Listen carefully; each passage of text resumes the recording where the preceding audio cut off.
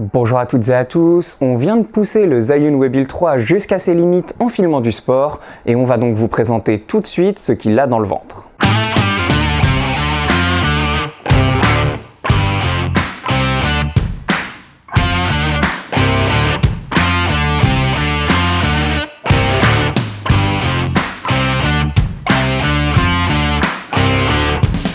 Le Zhiyun Webill 3, c'est la quatrième version des stabilisateurs Webill créés par la marque. Il y avait eu avant le Webill Lab, le Webill S, puis le Webill 2. Et cette gamme de stabilisateurs, elle se situe entre les crânes M et les crânes tout court chez la marque. Le but, c'est d'avoir des stabilisateurs qui restent assez compacts et légers, puisque pour le Webill 3 par exemple, on est seulement sur 1 kg et 130 g lorsqu'on retire le trépied et la plaque de fixation. Et en même temps, ça peut supporter des configurations assez imposantes avec des boîtiers plutôt lourds, comme par exemple un Nikon D850 avec un 24-70 Nikon 2.8. Donc pour toutes les personnes qui filment toutes seules, c'est vraiment un stabilisateur qui est idéal, puisque comme c'est assez léger, on peut le tenir assez longtemps. On remercie Digitaccess de nous avoir prêté ce Webill 3 le temps dont on avait besoin pour faire le test. Il ne vérifie pas la vidéo avant qu'elle soit publiée, on renvoie le stabilisateur une fois qu'on a fini le test, donc vous pouvez être sûr que c'est notre avis 100% honnête. Un gros point fort de ce stabilisateur, c'est que l'autonomie maintenant est passée à 21 heures, donc c'est démentiel, honnêtement c'est impossible d'avoir un problème avec cette batterie. Pour notre part, on l'a testé en filmant avec l'appareil en action non-stop pendant 4 heures sur du sport et à aucun moment on a eu un souci puisque au final la batterie elle était encore avec les 4 barres de chargée lorsqu'on a arrêté de tourner avec. Donc vous pourrez tout à fait filmer une journée complète avec sans aucun souci et ensuite le recharger la nuit si vous avez besoin de le réutiliser le lendemain. Par contre, un petit point négatif, c'est qu'on ne peut plus changer la batterie désormais. Alors c'est sûr qu'avec l'autonomie, c'est moins nécessaire. Par contre, si un jour la batterie commence à moins bien tenir, eh bien malheureusement, on ne pourra pas la changer.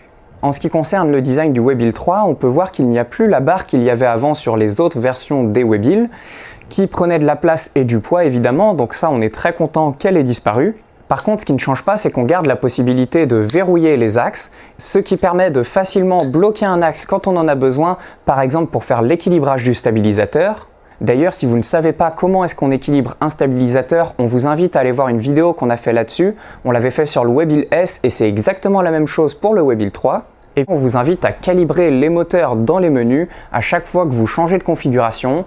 C'est automatique et ça prend moins de 10 secondes à faire. C'est très pratique justement d'avoir cette option et ça vous permettra d'optimiser votre batterie. En ce qui concerne les boutons, il y a eu pas mal de changements. Déjà, on voit que le joystick est sur la gauche pour pouvoir faire pivoter la caméra. L'intérêt, c'est que ça tombe très bien sous le pouce, donc c'est vraiment agréable de l'avoir ici. Juste en dessous, on a le bouton M qui permet avec une simple pression de passer d'un mode uniquement suivi du panoramique à suivi de l'axe panoramique et également l'axe tilt. Ou alors la version lock qui permet de bloquer la caméra dans l'angle où elle se trouve et comme ça de facilement faire des travelling par exemple. Et puis si vous appuyez 2 fois sur le bouton M, là vous avez plusieurs changements encore une fois. Vous pouvez par exemple passer sur la fonction V qui vous permet de faire un tour à 360 degrés pour des effets sur vos vidéos. Vous avez aussi un mode portrait qui va vous permettre de filmer en vertical. Ça, c'est très pratique maintenant que les réseaux sociaux ont pris une grande place, notamment pour filmer pour Instagram et TikTok. Et puis sur le bouton d'enregistrement, soit vous restez appuyé longtemps et ça prend une photo, soit vous appuyez complètement et à ce moment-là, ça va déclencher la vidéo. Évidemment, pour ça, il faut que votre appareil soit compatible avec le stabilisateur. On vous invite à aller voir dans la description, on vous a mis la liste des appareils photo disponibles. Et puis le bouton menu se retrouve sur la droite, ça vous permet de personnaliser beaucoup de choses. Vous voyez tout en contrôlant sur l'écran et vous pouvez utiliser la molette pour régler. Cette molette vous permet également, lorsque vous restez appuyé longtemps dessus, d'allumer la lumière du stabilisateur. Vous pouvez régler sa puissance avec la molette comme vous le souhaitez. Et vous pouvez également régler la balance des blancs de la lumière. Globalement, la lumière, on trouve que c'est très intéressant pour de l'appoint, notamment lorsque vous voulez filmer des vidéos sur les réseaux sociaux. Ça vous évite d'avoir une grosse configuration, ça fait le travail sans faire une très belle lumière. Ça peut aussi vous aider à déboucher des ombres sur un sujet. Par contre, si vous voulez vous en servir comme seule lumière dans des vidéos plus fiction ou autre, c'est vraiment pas une bonne idée. Vaudra mieux partir sur des lumières plus grosses, plus imposantes, où vous allez pouvoir travailler vraiment votre éclairage. Enfin, sur l'avant, vous avez une gâchette. Lorsque vous double-cliquez dessus, comme sur les anciens stabilisateurs Webill, ça vous permet de remettre votre appareil dans l'axe. Et si vous restez appuyé longtemps, ça lance la fonction Go, c'est-à-dire la fonction sport, c'est beaucoup plus réactif et donc si vous faites des mouvements très rapides, ça va suivre beaucoup plus rapidement votre sujet. L'avantage c'est que dès que vous relâchez la gâchette, ça revient automatiquement au mode où vous étiez avant. Et puis sur l'avant, vous avez encore une molette qui va vous permettre pas mal de réglages personnalisés, notamment le réglage des ISO, de l'ouverture, du temps de pause, etc. si votre appareil encore une fois le permet. Ou même utiliser un follow focus électronique, c'est-à-dire faire la mise au point manuelle directement avec la gâchette par rapport à votre appareil photo. Et puis ce qui a été très positif, c'est qu'ils ont mis la possibilité de désactiver cette molette, ce que nous on a choisi de faire, puisque comme ça vous ne risquez pas de changer des réglages par erreur. En dessous du stabilisateur, ils ont rajouté une petite clé qui permet de serrer avec précision l'appareil au plateau rapide pour éviter qu'il ne glisse. Et ça, c'est vraiment quelque chose de génial parce que quand j'utilisais mon Webill S, eh bien, j'étais toujours à chercher des clés quelque part. Là, au moins, vous l'avez toujours sur vous.